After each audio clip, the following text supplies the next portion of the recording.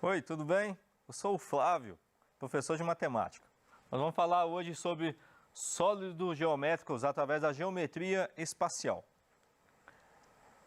Ela estuda os objetos que possuem mais de uma dimensão e ocupam lugar no espaço. Por sua vez, esses objetos são conhecidos como sólidos geométricos ou figuras geométricas espaciais. Aqui alguns exemplos é o cubo, prisma, paralelepípedo, pirâmide, cone, cilindro e a esfera. Uma observação: dessa forma, a geometria espacial é capaz de determinar, por meio de cálculos matemáticos, o volume destes mesmos objetos, ou seja, o espaço ocupado por eles.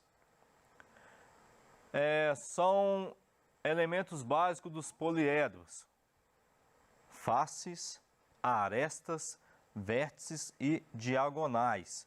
A gente está falando aqui dos poliedros, mas também tem os corpos redondos, que a gente vai falar também, tá bom? Face. O que é uma face? É o lado de uma forma geométrica espacial, no caso do cubo. Pensa lá no cubo mágico, que é brinquedo. Quantas faces ele tem? Ou quantos lados ele tem? Nesse cubo nós temos 1, 2, 3, 4, 5, 6 lados, ou 6 faces, tá bom? Arestas é a união de duas faces, ou a semi-reta comum entre as duas faces, tá bom? Aqui, ó.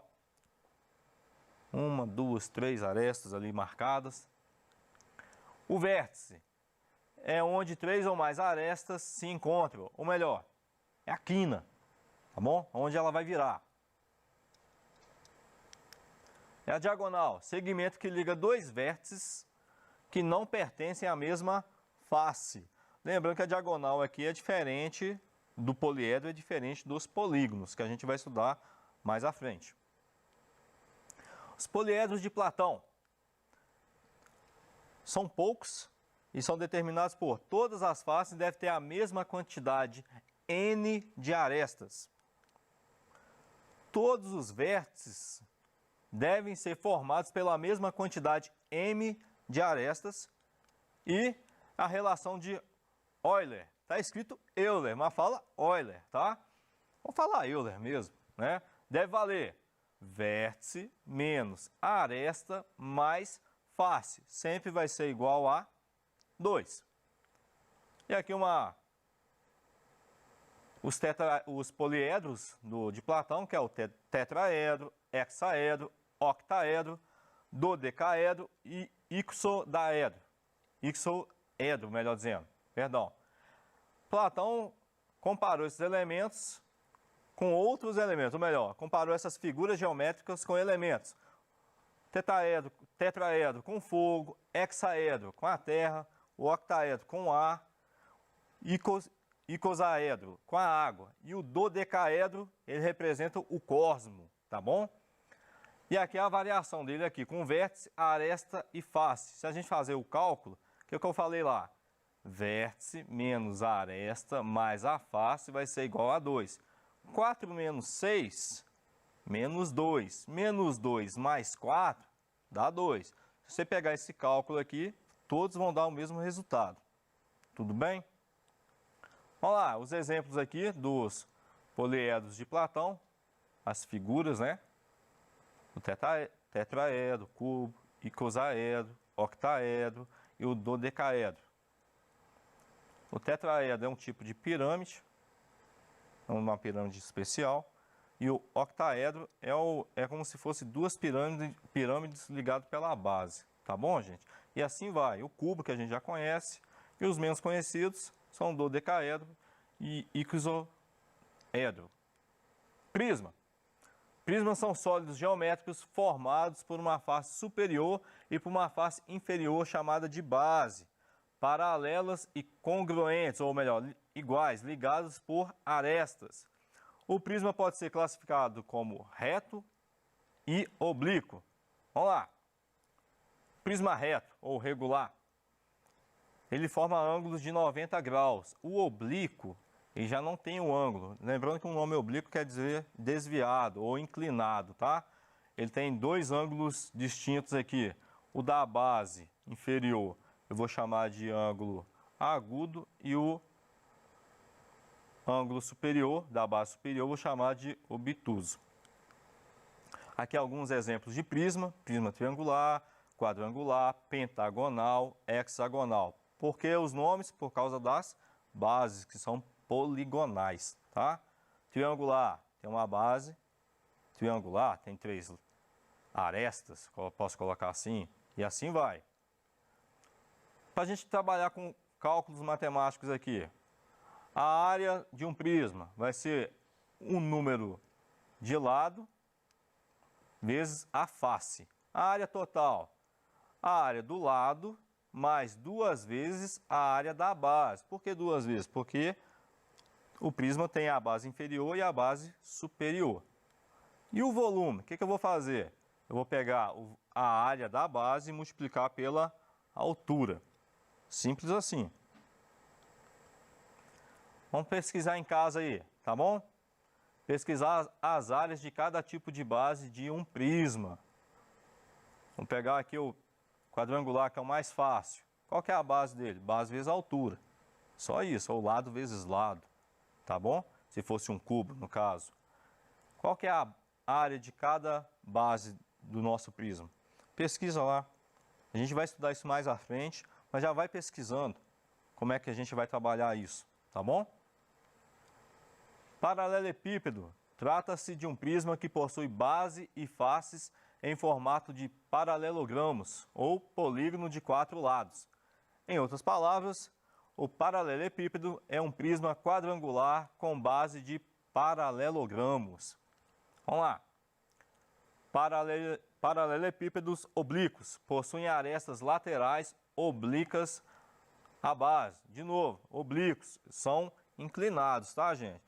Uma base tem um ângulo, o ângulo da base inferior vai ser um ângulo agudo e a superior vai ser um ângulo obtuso. Tem um paralelepípedo reto, possui arestas laterais perpendiculares à base, ou seja, apresentam ângulos retos de 90 graus. A gente colocou aqui letra A, B e C, só para ficar mais fácil a gente entender. O A eu chamaria de comprimento, o B de largura e o C de altura. Se for tipo a construção de uma piscina, eu chamaria de profundidade, tá bom? Calculando a área e o volume desse paralelepípedo, a área da base, A vezes B, ou base vezes altura, ou comprimento vezes largura, tá bom? A área lateral é 2 vezes o comprimento vezes a altura, mais a largura vezes a altura.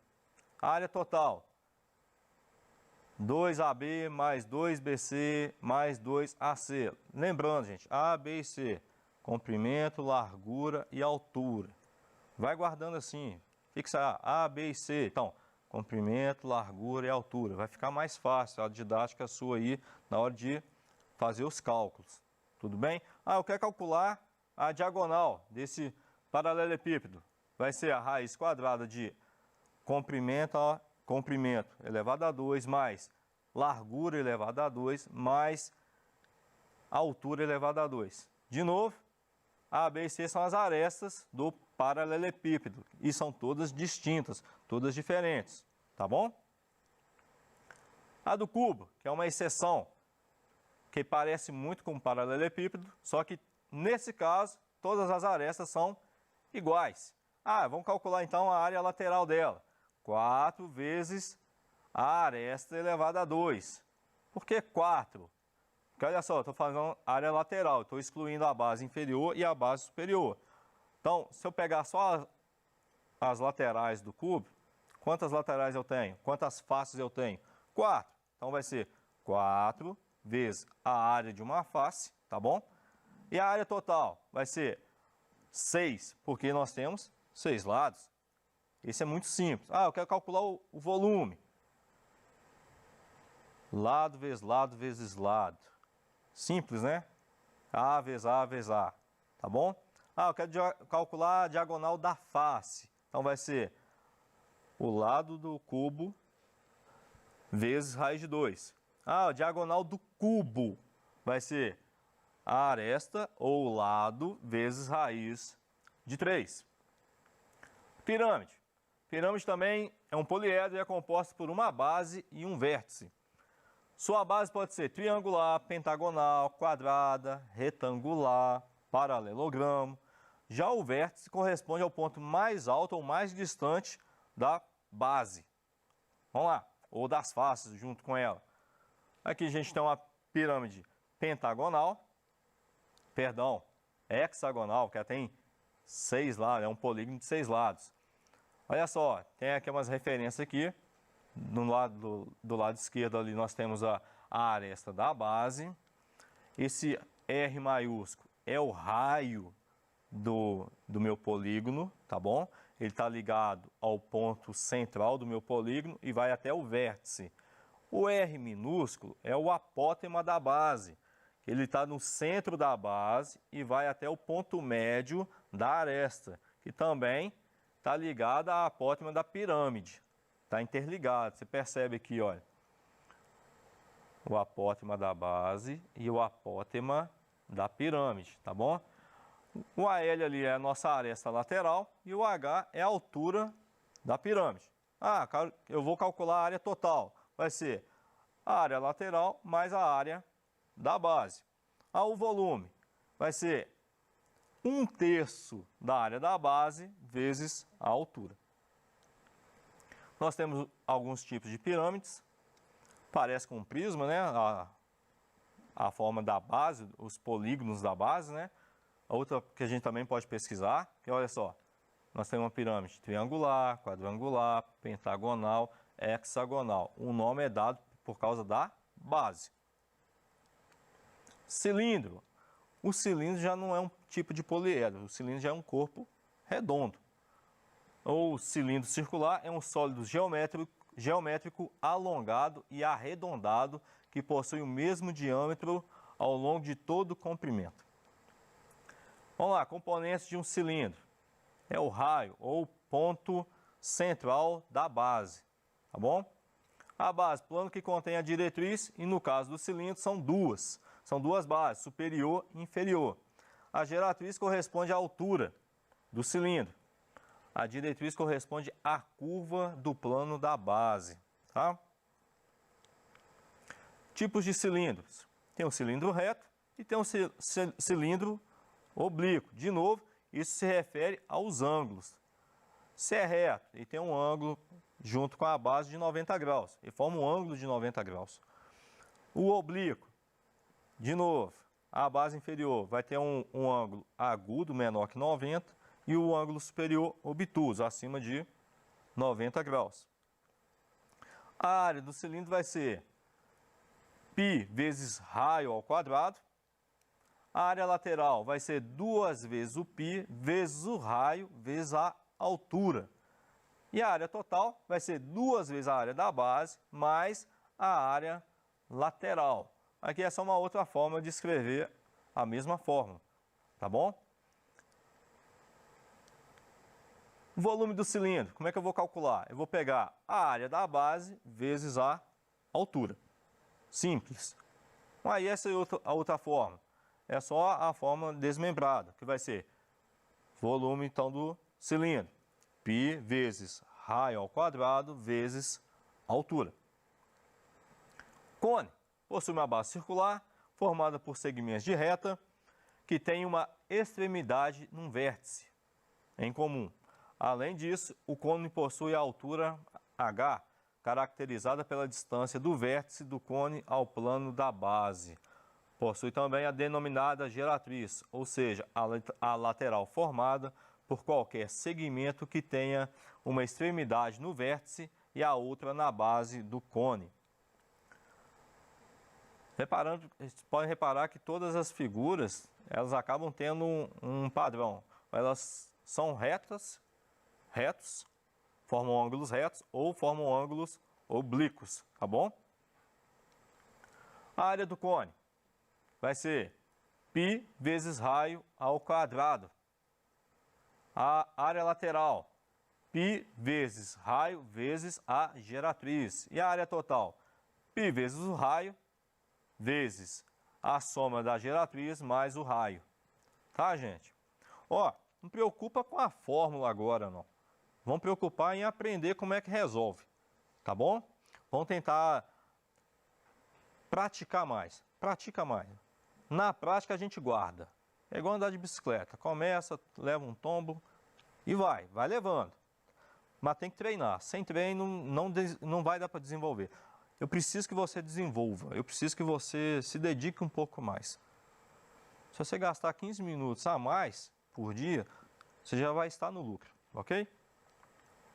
Olha o volume do cone. É 1/3 vezes π vezes o raio elevado ao quadrado vezes a altura, tá bom? Esfera, também um corpo redondo, é um sólido geométrico obtido através da rotação do semicírculo em torno de um eixo. É composto por uma superfície fechada na medida que todos os pontos estão equidistantes do centro. Aqui é uma figura de uma esfera. Esse R é o raio, tá? Vamos lá. Área do volume da esfera vai ser 4 vezes π vezes raio ao quadrado. E o volume vai ser 4 vezes π vezes raio elevado a 3 dividido por 3. No caso do volume aqui, está dividido por 3. Nessa forma, ou você divide tudo por 3, ou simplesmente pode dividir o raio ao cubo dividido por 3. Lembrando que π é um número irracional, que vale aproximadamente 3,14. Geralmente nas questões de Enem, o pessoal já coloca o valor lá, π vale 3,14. Em algumas questões o pessoal coloca lá, π é igual a 3, um número mais aproximado. Ó, isso vai depender da questão. Se a questão não falar nada, você considera 3,14, tá bom? Se tiver valendo, π é igual a 3, algumas questões acontecem isso. Você considera 3, você não vai inventar de alterar o que está no enunciado das questões. Lê o raciocínio lá da questão, interpreta lá e faz a questão baseada naquilo que está escrito. Bom, esse conteúdo é muito extenso, então não dá simplesmente você assistir só essa aula e falar assim, não, estou ok para estudar geometria espacial. Você tem que estudar mais, tem que dedicar mais. Igual eu falei, vou guardar essas fórmulas todas. É prática, a gente tem que praticar mais. Tudo é prática. Mas porque você fala porque você é professor. Não, falo porque é experiência. A gente acaba guardando porque a gente pratica mais. Só isso, a gente não é Superman, não.